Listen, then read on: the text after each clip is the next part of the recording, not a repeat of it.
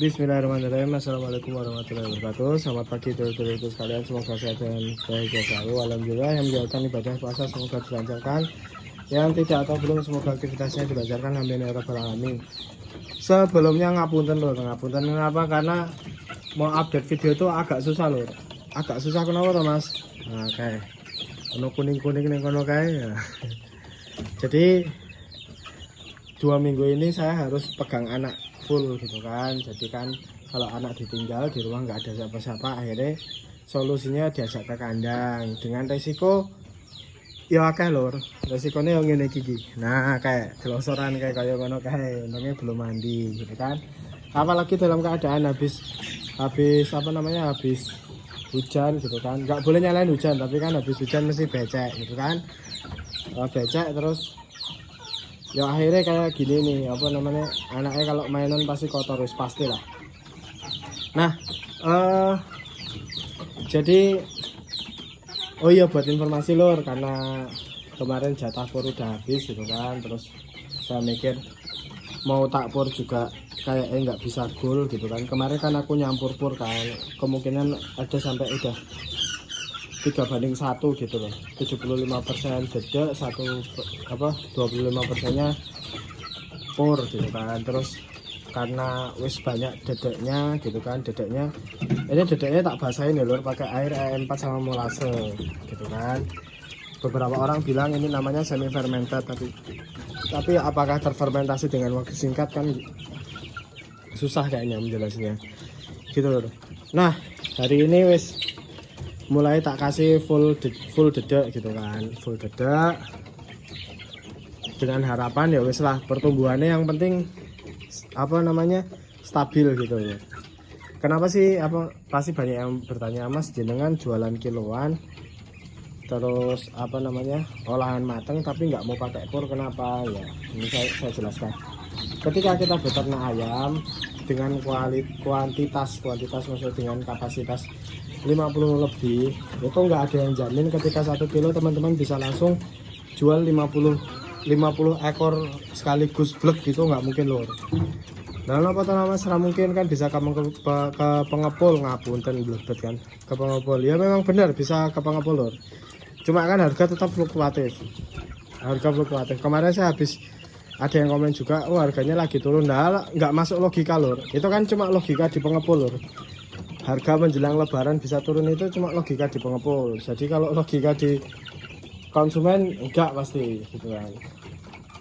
Nah terus sampai endi mau, jadi kenapa mas kok tetap pakai dedek ya? Jadi gini, ketika kita pakai dedek ada risiko besar yang harus kita hadapi. Salah satunya adalah goal ke 1 kilonya itu bakal lebih lama, jauh lebih lama daripada pakai pur atau dicampur pur gitu kan. Mungkin bisa 4 bulan, bisa kurang, bisa lebih gitu kan, ya tergantung yang di atas lah gitu kan.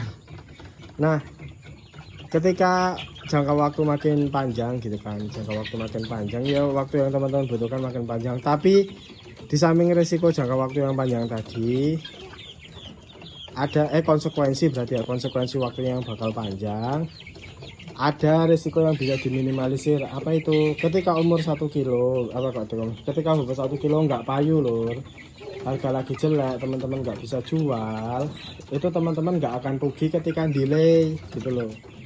Dan teman-teman bisa besarin jadi dere, jadi lencer. Kalau cewek diprioritaskan, betina itu dijual duluan loh betina, karena betina makin besar itu pertumbuhan harganya makin lambat gitu loh. Kalau misalnya jantan makin besar jadi lencer wis 75.000 sampai 90.000, bahkan ada yang 100.000.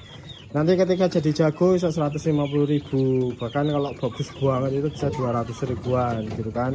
Ayam Jawa ya, bukan ayam Bangkok lah. Ayam Bangkok ya 300.000 lah pasarannya gitu loh.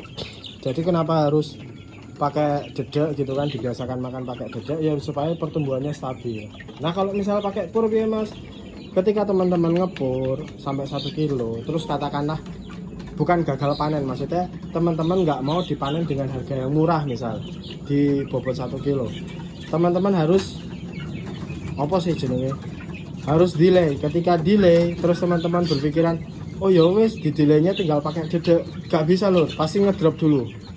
Kok bisa toh mas ngedrop dulu? Saya pernah nyoba, ketika udah bobot 1 kilo ada sisa gitu kan beberapa ekor. Terus tak pikir ya wes lah ini mau tak besarin biasa aja, tak kasih dedek, makan nasi dan lain sebagainya. Dari 1 kilo ngedrop bisa sampai 8 on, bisa sampai bahkan 7, sekian on ngedropnya. Lumayan jauh, itu cuma dalam waktu 1 minggu bisa ngedrop segitu loh. Bahkan nggak sampai 1 minggu, 2 hari 3 hari itu ketok jadi kurus gitu loh, jadi kurus dan bobotnya makin surut. Dan bentukan ayam purpuran itu biasanya kan agak gemuk, agak besar gitu kan, agak gemuk, agak besar gitu kan. Ketika teman-teman langsung ganti pakan, dia gemuknya tetap gitu kan, tapi kopong, kayak kalau diangkat tuh kayak bobotnya pasti jauh di bawah kayak misalnya ayam ini nih. Nah ini katanya kuru-kuru, maksudnya ayam kampung kan emang gini kan, modelnya kayak gini kan, tapi bobotnya sekiloan gitu loh. Model-model segini kalau diangkat udah sekiloan. Ya pengalaman saya gitu. Jadi intinya sebenarnya balik lagi ke masing-masing cara beternak teman-teman. Ketika teman-teman beternaknya mikirnya kapasitasnya besar, berapapun harga jual berapapun harga dari pengepul pasti membuat untung teman-teman gitu kan.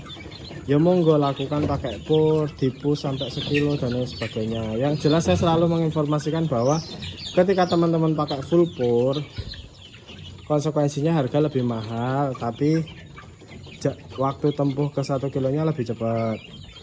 Ketika teman-teman pakai pur dan campuran dedek, pasti akan lebih lama daripada yang full pur gitu. Ketika teman-teman pakai full dedek, akan jauh lebih lama lagi dengan resikonya masing-masing gitu. Itu ya gitu loh. Jadi pur itu fungsinya kan buat bikin cepet gemuk, bikin cepet besar dan lain sebagainya gitu kan. Ketika purnya di stop ya otomatis dia turun bobotnya, bahkan ada yang nggak mau makan, ngedrop dan lain sebagainya. Itu resiko beternak ayam gitu kan. Wah nyamuk ya Allah, resiko beternak ayam gitu ya lur ya. Jangan yuk, ngapunten mau mlebu kamera malah tangannya. Jangan yuk jangan yuk harus wah segini mas ya, hitungan punya masing-masing. Tapi kan kita nggak bisa nggak bisa memaksakan. Oh beternak itu yang paling bagus segini, oh beternak itu paling bagus 1:1 dedeknya, oh beternak bagusnya pakai full dedek dan lain sebagainya. Saya pernah bikin video pakai pur, pernah pakai full dedek, pernah, bahkan saya pernah berpendapat bahwa ayam kampung itu sebenarnya nggak perlu pur. Ya bener loh, bener nggak perlu pur, karena nyatanya warga-warga di desa juga melihara ayam kampung juga jarang yang pakai pur gitu loh. Biasanya mereka yang lebih ke tradisional kayak makanan sisa, terus paling beli makan ya dedek dan lain sebagainya. Ini gitu loh. Nah pertanyaannya, pur ini sehat apa enggak sih? Nah kalau sehat apa enggak kan balik lagi ke masing-masing ya, kejadian sih. Kalau sehat apa enggak ya kalau menurut saya masing-masing lah lho, masing-masing guys, muncul kayak masing-masing. Karena ya silahkan cek di Twitter atau cek di Instagramnya Ayam Kampung Purworejo. Kemarin saya update status bahwa ayam negeri yang sering kita makan itu kan dulunya mengalami pertumbuhan 3,6 kali lebih besar dari ukuran sebelumnya. Karena apa ya, rekayasa genetik wis pasti gitu kan. Terutama masalah gara-gara pakannya itu tadi loh, pakannya itu bikin gemuk dan lain sebagainya. Nah masalah sehat apa enggaknya itu kita nggak tahu ya. Paling sehat paling aman ya teman-teman ya beli ayam kampung di Ayam Kampung Purworejo, lah promosi gitu kan. Dibiasakan dulu, dibiasakan mulai sekarang gitu kan, kurangi konsumsi ayam negeri. Bukan untuk saya matain rezeki yang punya peternakan ayam negeri, enggak gitu. Mengurangi itu maksudnya menjaga kesehatan teman-teman juga. Konsumsi monggo, karena itu masing-masing, karena ya yang ada yang negeri. Cuma membiasakan makan ayam kampung, apalagi harga sekarang juga selisihnya nggak terlalu besar gitu loh, dengan kualitas rasa dan lain sebagainya yang ya worth it lah. Cuma kalau selisih 10-20 ribu sama ayam negeri ya mending membiasakan pakai ayam kampung gitu loh. Jaga hidup sehat, lebih bagus. Terus kemarin juga banyak hati-hati juga ya lur ya, yang konsumen ayam kampung itu banyak juga ayam tiren dijual di kayak pecel lele itu. Ya saya nggak ngomong cuma oknum ya, nggak semua pecel lele itu enak mesti, tapi ada oknum gitu kan. Kemarin ada video di Instagram gulune nggak kepotong gitu kan, ya pasti ayam tiren lah kalau misalnya gulune nggak kepotong gitu.